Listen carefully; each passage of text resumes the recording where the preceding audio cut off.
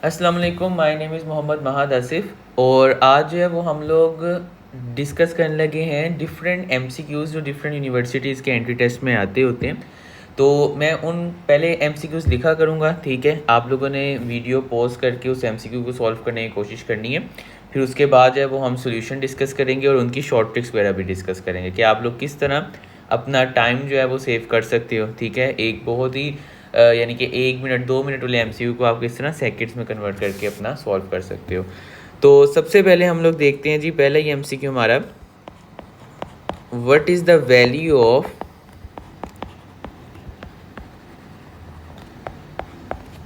Iota raise to power 5000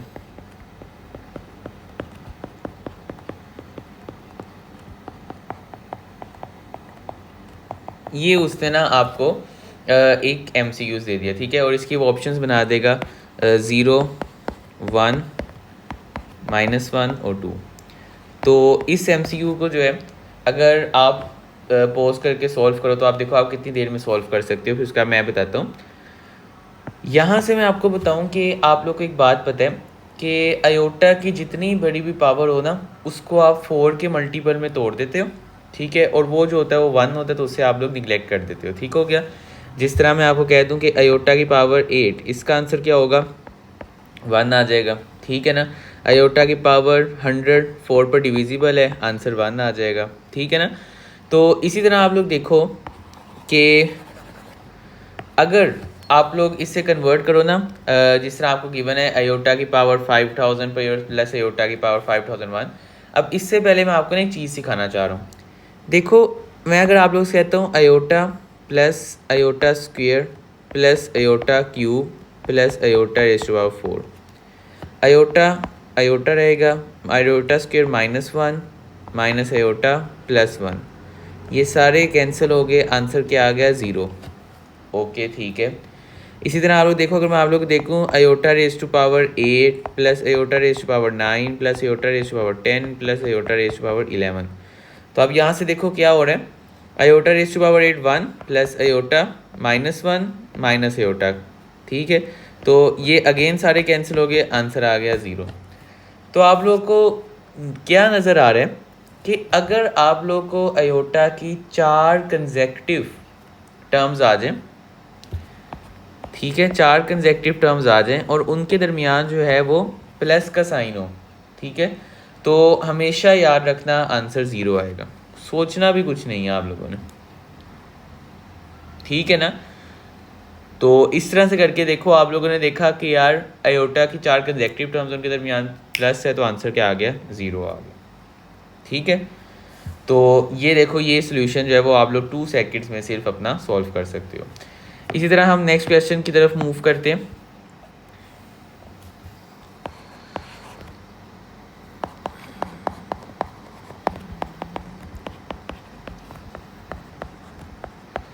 what is the argument of -2 iota. अब इसी तरह आप लोग वीडियो को पॉज करो और इसको जो आप लोग सॉल्व करने की कोशिश करो, और यहाँ पर मैं ऑप्शंस बना देता हूँ।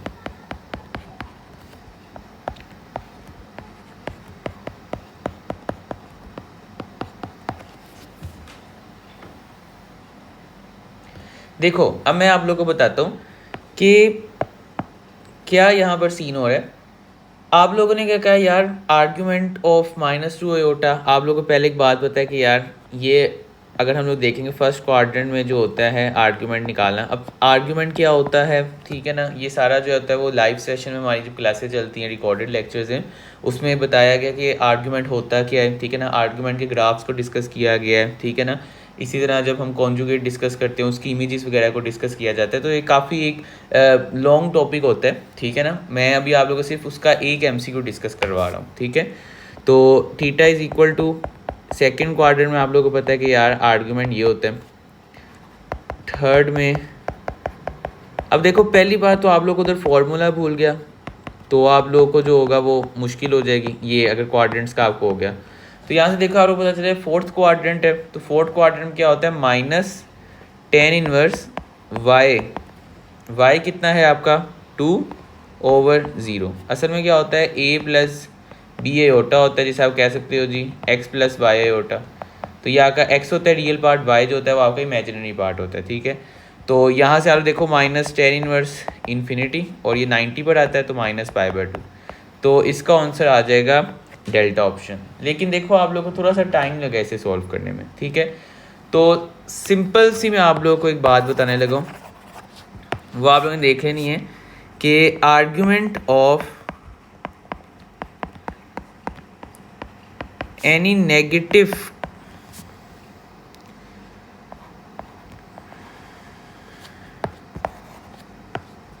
इमेजिनरी नंबर जो होता है ना वो हमेशा माइनस पाई बाई टू होता है, माइनस 90 डिग्री लिख लो, ठीक है। इसी तरह जो होते हैं और भी केसेस आते हैं कि वो पूछ लेता है what is argument of two का पूछ ले, ठीक है। तो इसी तरह जो है अगर कोई भी आपके पास पॉजिटिव रियल नंबर आ जाए ना तो उसका आर्ग्यूमेंट हमेशा ज़ीरो होता है,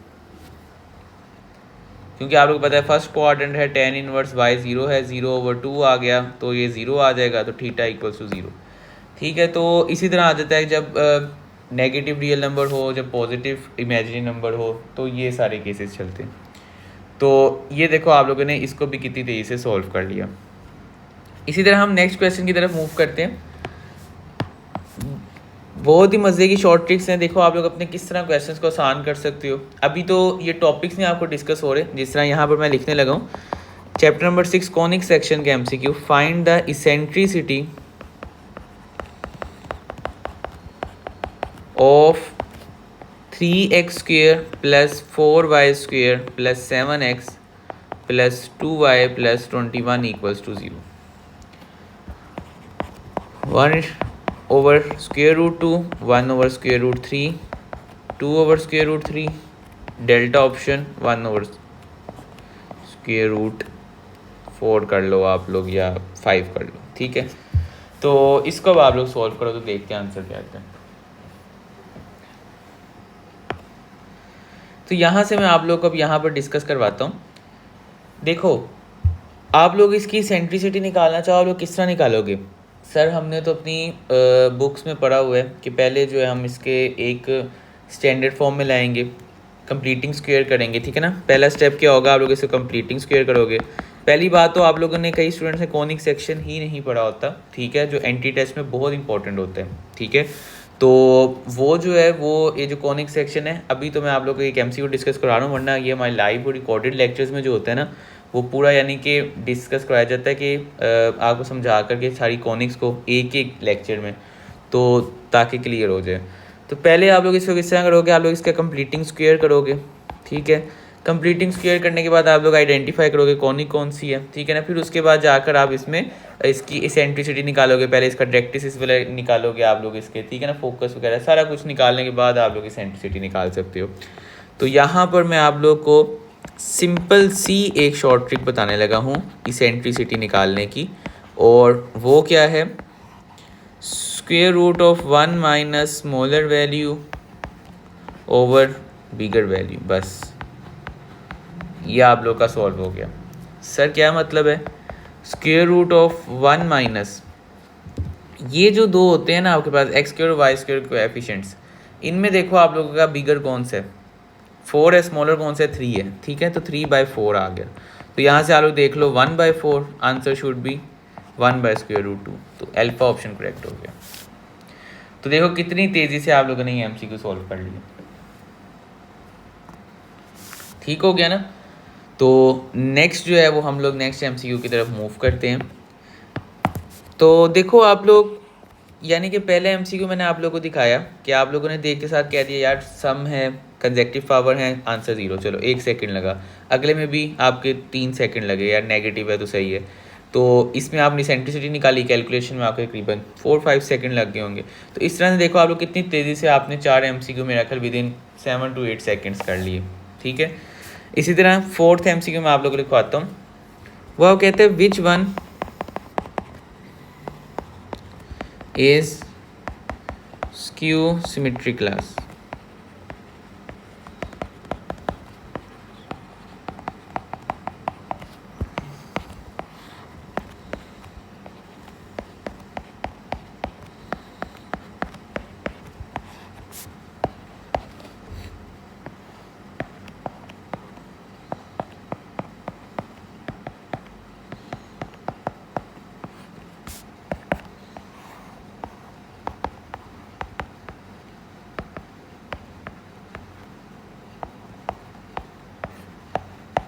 इसी तरह आप लोग देखो कि ये आप लोग का MCQ आ गया।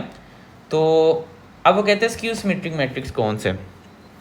अब आप लोगों को पता क्या है सिमेट्रिक मैट्रिक्स क्या होता है कि जिसमें A transpose equals to A होता है। स्क्यू सिमेट्रिक क्या होता है जिसमें A transpose equals to negative A होता है। ठीक है ना। तो अब आप लोग पहले इसका ट्रांसपोज लोगे, फिर आप लोग इसको चेक करोगे, लॉन्ग प्रोसेस है। ठीक है ना, आपने इसमें नहीं मूव करना। आपको मैं एक सिंपल सी शॉर्ट ट्रिक बताने लगा हूँ, वो आप लोगों ने देखनी है। अब वो क्या होती है कि जो स्क्यू सिमेट्रिक मैट्रिक्स होते हैं ना, उसमें याद रखना डायगोनल हमेशा 0 होते हैं,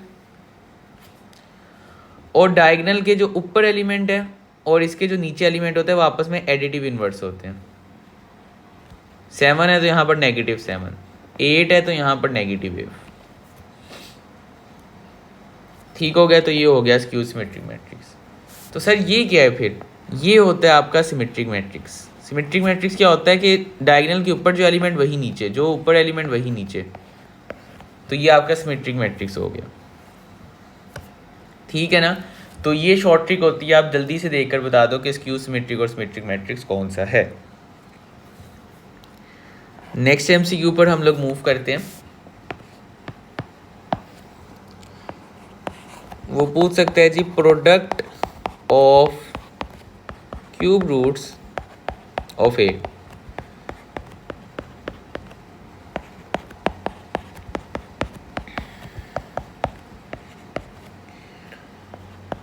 तो अब आप लोग इसके प्रोडक्ट निकालो क्यूब रूट्स के। तो आप लोग कितना देर लगते हैं MCQ को सॉल्व करने में, आप लोग देखो। अब इसका मैं यहाँ पर सोल्यूशन बता देता हूँ कि आप लोगों को पता है कि आप लोग पहले इसके क्यूब रूट्स निकालोगे। 8 के क्यूब रूट्स क्या निकलेंगे? 2 ओमेगा स्क्वायर। सही है। अब आप लोग इसे मल्टीप्लाई करवा दो। 2 × 2 4, 4 × 2 8, 8 ओमेगा क्यूब 1 होता है, तो आंसर कितना आया? 8। तो यहाँ पर अगर आपको कोई बहुत बड़ा नंबर दे दे, जिस तरह वो कह दे आप क्यूब रूट्स निकालो 64 के कह दे आप लोगों, तो फिर तो आप लोग को ये निकालने में मुश्किल होगी ना। ठीक है ना। Product of cube roots of 64 कह दे, या इस तरह का कोई भी एलिमेंट कह दे 128। तो मैं एक सिंपल सी आप लोगों को शॉर्ट ट्रिक बताने लगा हूँ कि याद रखना कि जो प्रोडक्ट होता है ना क्यूब रूट्स का, वो देखो क्या आता है, हमेशा नंबर इटसेल्फ आ जाता है। यानी कि अगर 8 का आप लोग क्यूब रूट्स का प्रोडक्ट निकाल रहे हो तो आंसर जो है वो आप लोग का 8 ही आ जाना है। ठीक है। 64 के क्यूब रूट्स का प्रोडक्ट कह दे, आंसर 64 आ जाएगा। 128 के क्यूब रूट्स का प्रोडक्ट कह दे, आंसर 128 ही आ जाएगा। ठीक है। तो आप लोगों को कोई पहले इसके क्यूब रूट्स निकालने की ज़रूरत नहीं है। ठीक है। तो इस तरह की देखो जो शॉर्टेज वगैरह होती हैं, इससे जो होता है आपका काफ़ी ज़्यादा जो होता है वो आसान हो जाता है। ठीक है। तो इसी तरह जो है वो भी हमारा लाइव सेशन भी स्टार्ट हो रहा है ये मई में। ठीक है। 30 मई से स्टार्ट हो रहा है। 30 मई कह दिया मैंने, सॉरी। वो जिस दिन आपका FSC का पेपर खत्म हो उससे नेक्स्ट डे शुरू हो रहा है। 30 मई से आप लोग का जो है ना वो दूसरी चीज़ें जो हैं वो स्टार्ट करनी होती हैं। इसी तरह आप लोग रिकॉर्डेड लेक्चर्स भी होते हैं। ठीक है ना, उनको भी आप लोग देख सकते हो। इसी तरह नेक्स्ट MCQ जो है उस पर मूव करते हैं, और उसको भी हम लोग जो है वो डिस्कस करते हैं।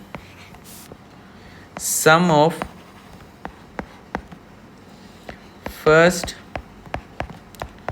15 इवन इंटीजर्स।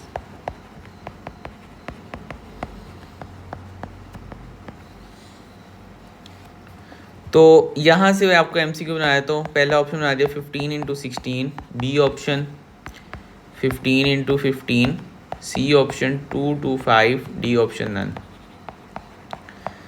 तो अब आप लोग पहले इवन इंटीजर्स निकालोगे। ठीक है ना, और उनका सम करोगे। तो आप लोग कितना टाइम लगता है इस MCQ को सॉल्व करने में, आप लोग देखो। पहले आप 15 इवन इंटीजर्स निकालोगे फर्स्ट, उनका सम करोगे तो काफ़ी टाइम लग जाएगा। तो इसकी मैं आप लोगों को एक सिंपल सी शॉर्ट ट्रिक बताने लगा हूँ। n × n+1 जो होता है वो आपका क्या होता है, sum of first n even integers होता है। ठीक है। तो 15 + 1 आंसर शुड बी 15 × 16। तो ए ऑप्शन आपका करेक्ट हो जाएगा। देखो इस तरह से करके आप लोग अपना किस तरह टाइम सेव करके हो। और ये जो मैं MCQ डिस्कस करवा रहा हूँ ये आपके नस्ट के पास्ट पेपर्स में आए हुए हैं, ठीक है, फास्ट के पास्ट पेपर्स में आए हुए हैं, ठीक है, उनमें से जो है वो जो MCQ ज़्यादा दफ़ा हैं वो हम निकाल के जो है वो रिपीट कर रहे हैं, ठीक है। अब एक और MCQ आएगा, वो मैं आप लोगों को डिस्कस करवाता हूँ, वो अभी रिसेंटली आया था NET में, ठीक है, उसको भी हम डिस्कस करते हैं। नेक्स्ट 7th MCQ, ये MCQ जो है ये NET में ही आया था रिसेंटली, और वो क्या आया था, इस तरह करके ना उसने आपको एक सर्कल दे दिया था, उन्होंने कोड्स बना दी थी, और उसने इस तरह करके ना ये दे दिया था, और उसने आप लोगों को कह दिया था find the value of A।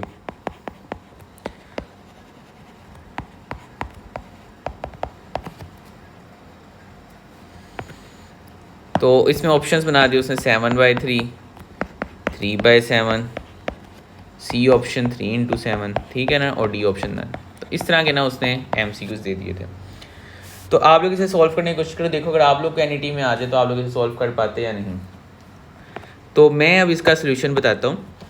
देखो आप लोगों को मैं एक बात बताऊँ, एक होता है intersecting chord theorem.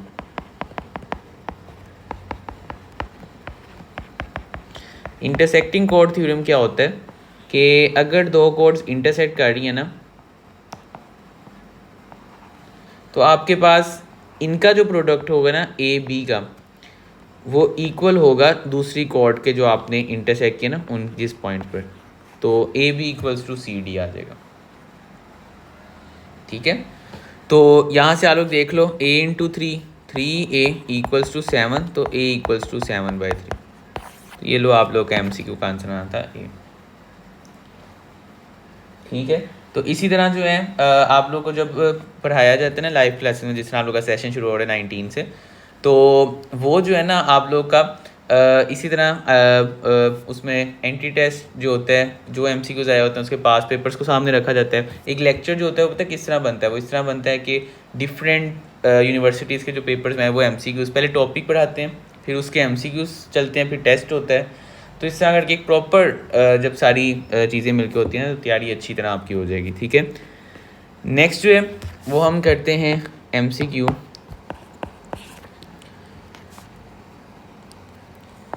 Limit n approaches to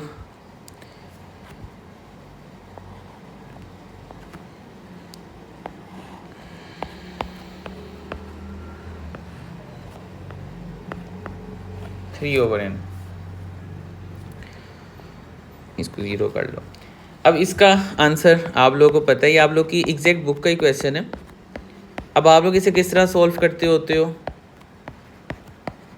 आप लोग पहले इसका जो होता है उसकी पावर पे एग्जैक्ट लिखते होते हो, ठीक है ना, फॉर्मूला फॉलो करते होते हो।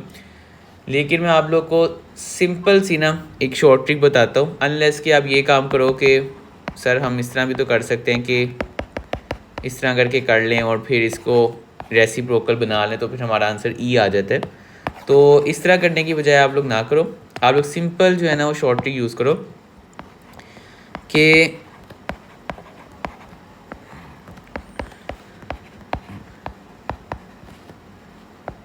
इसका जो आंसर होगा वो होगा e⁻⁻,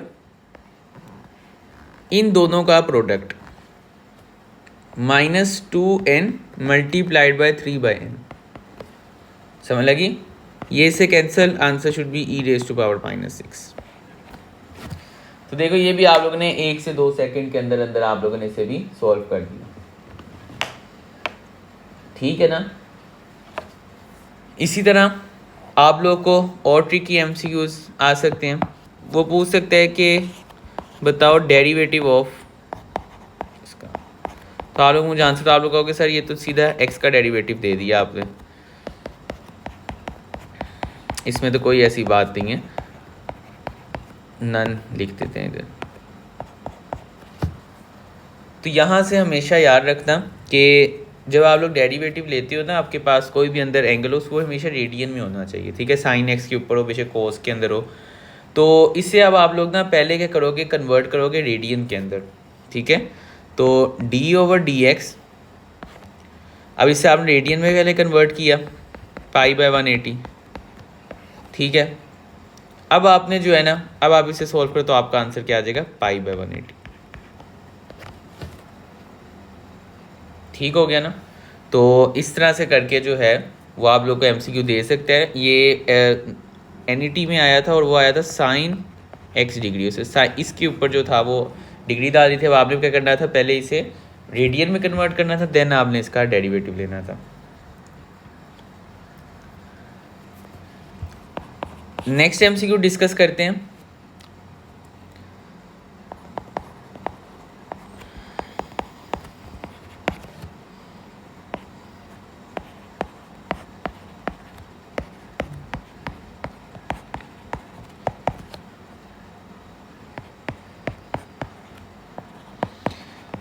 ये एमसीक्यू को देखो आप लोग सॉल्व करो, फिर आप लोग मुझे बताना है कितना टाइम लगा, और फिर मैं आप लोगों को बताऊंगा कि इसको किस तरह आप लोग एक बड़े ही मज़े की शॉर्ट ट्रिक से सॉल्व कर सकते हो। तो मैं इसका सोल्यूशन बताने लगा हूँ। ये आप लोग को याद होगा कि आप लोगों ने ना चैप्टर नंबर 7 अपने उसमें वल्गर फ्रैक्शंस पढ़ी थी, सही है ना। तो उधर से ना मैं आप लोगों को बताने लगा हूँ चैप्टर 7 के लिए चैप्टर 6 में कि आप लोग की किस तरह आप लोग इसको शॉर्ट ट्रिक से सॉल्व कर सकते हो वल्गर फ्रैक्शन को। जो आपके पास नंबर होगा ना उसको आप लोग एज इट इज़ लिख दो 123, ठीक है। जो डेसिमल से पहले आपका नंबर है ना उसको माइनस करवा दो इसमें से, सही हो गया। डिवाइडेड बाय कितने एलिमेंट्स रिपीट हो रहे हैं सर, 2 एलिमेंट्स रिपीट हो रहे हैं, तो उतने ही 9 डाल दो, तो आपका आंसर क्या आ गया 122/99। एक और मैं आप लोगों को करवा देता हूँ, जिस तरह आप लोगों को मैं दे दूँ 0.46, तो इसको किस तरह करोगे 46 माइनस डेसिमल से पहले 0, कितने एलिमेंट्स रिपीट हो रहे हैं 2, तो 46/99 आंसर आ जाएगा। तो ये होती है वल्गर फ्रैक्शन की शॉर्ट ट्रिक। इंस्टेड के आप लोग इसे लॉन्ग मेथड से सॉल्व करो, ये वरना 1 पेज का सोल्यूशन चला जाता है आपके अगर आप इसे सॉल्व करने पे आओ, ठीक है। इसी तरह लास्ट एमसीक्यू हम लोग इसके अंदर डिस्कस करते हैं, और वो एमसीक्यू क्या है वो आप लोगों से पूछ सकता है नंबर ऑफ टर्म्स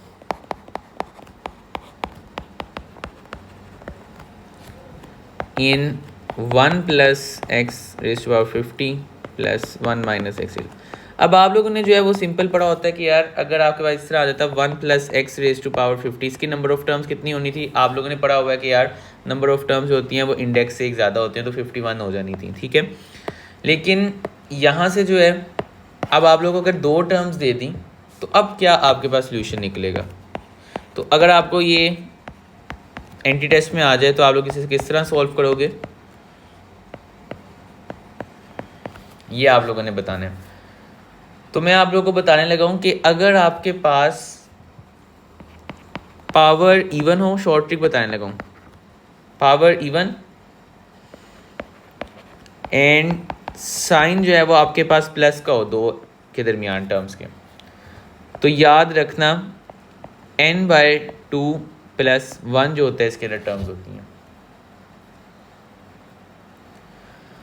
ठीक है। तो आप यहाँ से देख लो 50/2 + 1 आंसर शुड बी 26, तो अल्फा ऑप्शन करेक्ट। इसी तरह इसके डिफरेंट केसेस आते हैं कि अगर दरमियान में माइनस आ जाए, ठीक है, तो फिर कितनी आएंगी आपके पास टर्म्स, अगर पावर ओड आ जाए और फिर प्लस आ जाए, और अगर पावर ओड आ जाए इनके दरमियान नेगेटिव साइन आ जाए। तो ये सारे जो शॉर्ट ट्रिक्स हैं ये रिकॉर्डेड लेक्चर लाइव लेक्चर्स हमारे शुरू होने लगे 19 मई से, उसमें जो होगा ना वो हम लोग सारे इसको डिस्कस करेंगे, क्योंकि उसमें टॉपिक भी डिस्कस करवाना होता है, ठीक है। तो देन जो है ये सारी चीज़ें डिस्कस होती रहेंगी। तो ये मैं आपको बताना चाह रहा था कि एक क्वेश्चन को आप लोगों ने कितनी तेज़ी से इसको शॉर्ट ट्रिक से जो है वो कवर कर लिए, ठीक है। इसी तरह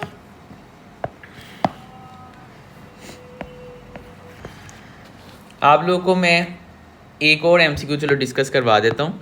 वो आप लोगों से पूछ सकता है व्हाट इज़, आप लोगों ने पढ़ा हुआ है period of tan x, period of sin x, लेकिन वो एंटी टेस्ट में इस तरह नहीं पूछता। नेक्स्ट एंटी टेस्ट में आया था what is the period of 1/√√ tan x, इसका पीरियड बताओ क्या होगा। उसने कहा पाई, 2π, π/2 या नॉट एग्जिस्ट। तो इसका आंसर क्या है, इसका आंसर है पाई। याद रखना, अगर जो आपके पास होता है ना टेन जो होता है उसे आप चाहे स्क्वायर रूट में लिख दो, इस तरह आया था, मैंने पावर बता दिया 10x, आप लोग उसे 10x को चाहे स्क्वायर रूट में लिख दो, इसी तरह cot x को स्क्वायर रूट में लिख दो, तो उसका पीरियड जो होता है वो इफेक्ट नहीं होता, ठीक है। लेकिन इसी तरह जब हम लोग साइन कॉस और डिफरेंट हम डिस्कस करते हैं ना, इस तरह साइन के ऊपर पावर इवन आ जाए, कोस के ऊपर पावर इवन आ जाए या ओड आ जाए, तो उनके उनके जो होते हैं वो पीरियड इफेक्ट ज़रूर होते हैं, ठीक है। लेकिन टेन के जो होते हैं ना वो स्क्वायर रूट आ जाए तो पीरियड इफेक्ट नहीं होता, ठीक है। तो ये भी अभी इसमें काफ़ी चीज़ें, अगर आपके पास दो फंक्शंस दे दे, ठीक है ना, लेट से आपके पास दे दे sine square x plus cos square x, ठीक है ना, तो उसमें से वो पूछ लेता होता है कि आप लोग मुझे बताओ कि इसका पीरियड क्या है, ठीक है। तो दो फंक्शंस का पीरियड बताना ये भी एक शॉर्ट ट्रिक है, ये आप लोग किस तरह बता सकते हो, ठीक है। तो ये था आप लोग का जी, किस तरह से हमने सारे MCQs को शॉर्ट ट्रिक से पूरा किया। अगर आप लोग की वीडियो अच्छी लगी है तो आप लोग लाइक करना, ठीक है। और बाकी जो हमारे लाइव लेक्चर शुरू हो रहे हैं 19 मई से हमारा सेशन शुरू हो रहे हैं, जिसके अंदर आप लोग की NET 4 से पहले तक आप लोग की सारी तैयारी करवाई जाएगी, ठीक है। आप लोग का लेक्चर होंगे। लेक्चर किस तरह होते हैं, लेक्चर जो होता है वो फुल एक समझो यानी कि पैकेज होता है, जो आप लोग पढ़ रहे होते हो ना, उसमें आप लोग के MCQ डिस्कस हो रहे होते हैं, आप लोग को टॉपिक एक्सप्लेन किया जाता है। और अभी तो इसके अंदर बहुत चीज़ें हैं, अभी तो मैं आप लोग को एक कॉन्जुगेट का टॉपिक पढ़ाऊँ ना, उस वही मुझे 15 मिनट्स लग जाएंगे कॉन्जुगेट का टॉपिक पढ़ाने में, सही है। तो इसी तरह जो है आप लोग जो है रिकॉर्डेड लेक्चर्स भी हैं, ठीक है ना, तो उनको भी आप लोग ले सकते हो, ठीक है ना। तो ये था जी आप हमारा आज का लेक्चर। तो अगर आप लोग अच्छा लगा है तो लाइक करो, तो फिर मेरी तरफ से अल्लाह हाफिज़।